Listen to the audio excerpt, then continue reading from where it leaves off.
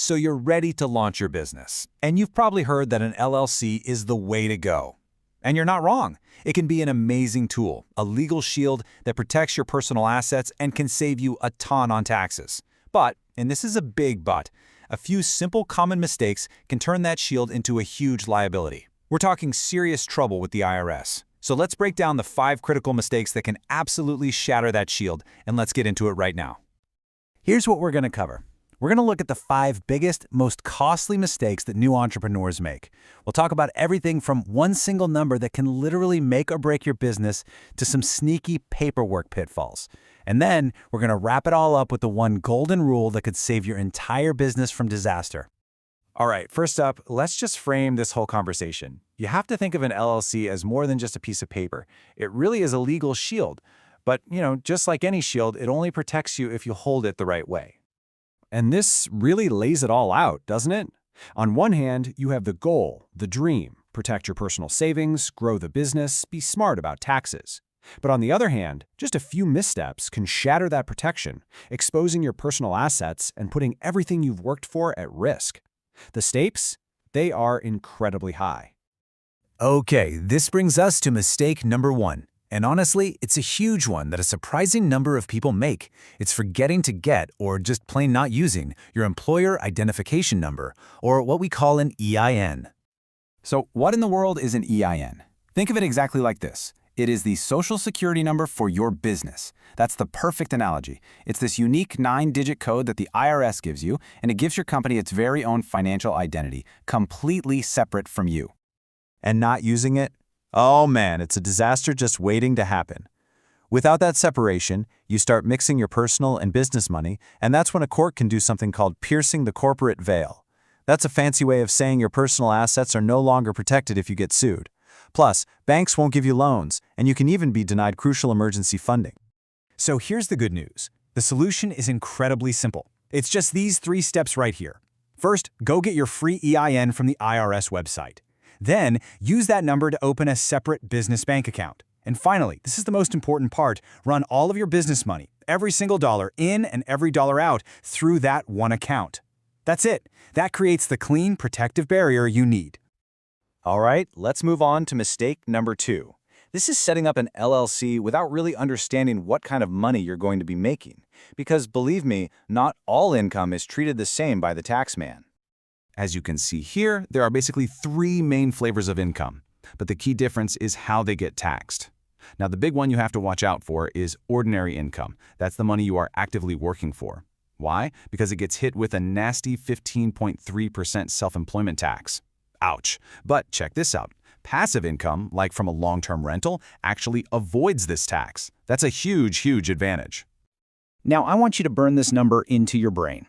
$50,000. This number is a critical threshold for any business owner who's earning that ordinary income. And here's why that number is so important.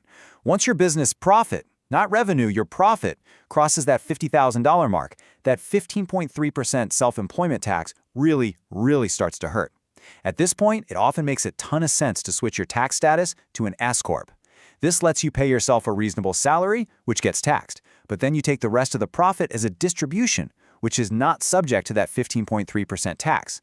We're talking about a potentially game-changing strategy for saving money. Okay, on to our 3rd mistake.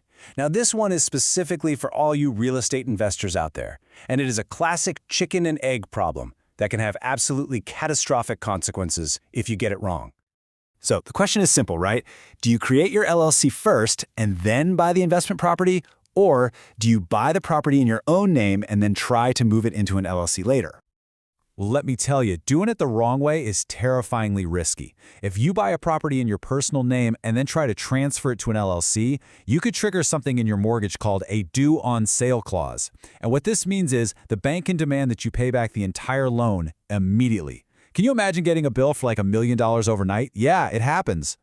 And beyond that whole mortgage nightmare is the core reason you even have the LLC in the first place: liability. And this quote says it all. If you own that property personally and a tenant slips, falls, and sues, they're not just suing your business, they are suing you. They can come after your car, your savings, your house, everything. So the right way? It's clean and it's simple. You form the LLC first. Then the LLC itself buys the property.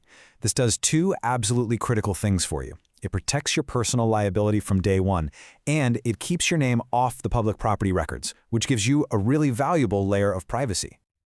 All right, we're on to our final two mistakes, which I'm going to group together because they are both what I call paperwork pitfalls. These are those small, procedural screw-ups that can completely undo all of your hard work. First, you got to know your forms. Look, you don't need to be a tax expert, but you should at least recognize these. The SS4? That's how you get your EIN. A Schedule C is for you if you're a single-owner LLC. If you've got partners, you'll use a 1065 and issue K-1s. And this last one is so important. If you pay a contractor more than $600 in a year, you have to get a W-9 from them. Forgetting that can cause major headaches. Now, the second paperwork pitfall is improper reimbursement. Ideally, you should never, ever use your personal card for a business expense. But look, it happens. If you have to, you must follow this specific process called an accountable plan.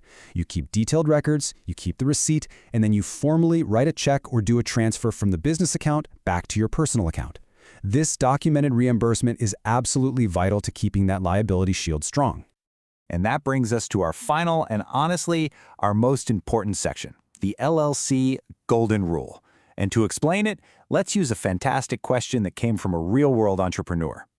The question is this: I have an Airbnb business and I also have a vending machine business. Can I just run them both under the same LLC to keep things simple? I mean, it seems efficient, right? But it is one of the biggest structural mistakes you could possibly make. And this slide shows you exactly why that's such a bad idea. If both of your businesses are in one LLC, their fates are completely tied together. So if someone gets sick from a snack in your vending machine and decides to sue, they can come after the assets of your very profitable Airbnb business. But if you have two separate LLCs, you create a firewall. A lawsuit against the vending business stops right there. Your Airbnb assets are completely and totally safe. And that gets us to the crucial point, the absolute golden rule, which is right here in this quote.